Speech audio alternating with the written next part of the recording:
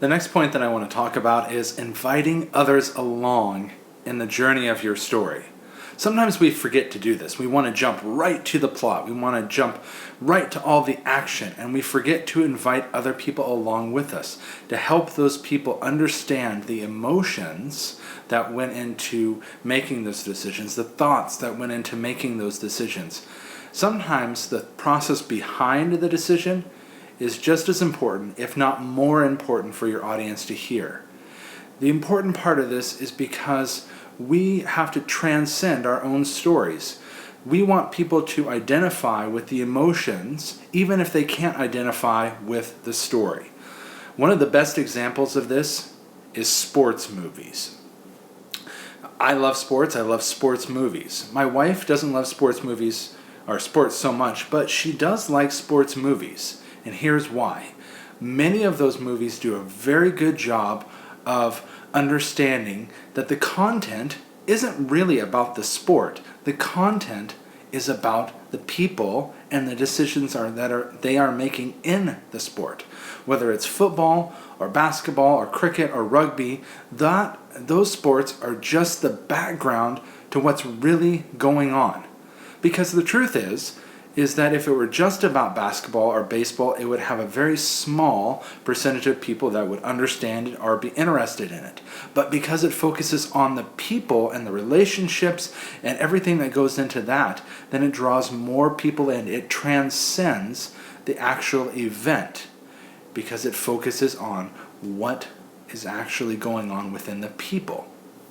One of the best examples that I can think about is on ESPN. They have these short movies called 30 and 30, or 32-30, and they do a fantastic job of taking these stories of athletes and making it into a story that is more of just a life story rather than just a story about a sport. Fantastic little short movies or videos. If you get a chance, I would really recommend that you watch many of them. But the truth is that you want to invite people along into this journey, and you have to do that by explaining what actually goes in to the events that are taking place. The fairy tale that I chose for this is one that is maybe a little bit more obscure, but I really like. It's One Eye, Two Eyes, Three Eyes. And the reason that I chose this is because it has a lot of repetition. Now, this is pretty normal for fairy tales, but one of the reasons that repetition is very good is because it continues to draw people along into the story.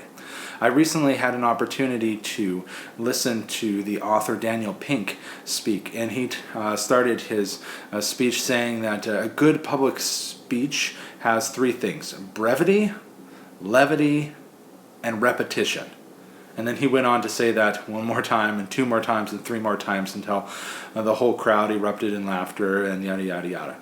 But the point is taken. When you have repetition in a story, particularly in a fairy tale, it means it's very important. And the truth is that you are drawing people along in the events because you continue to come back to something that is familiar to them. So don't be afraid to draw people into the story by explaining what has gone on. And don't be afraid to repeat the process in the attempt to try to draw people in, because people want to hear something that's familiar and you're driving them to something different. So once again, continue to get past the content in these stories to seek out the relevant, which is the theme. And you can take those themes and apply them to any speaking situation.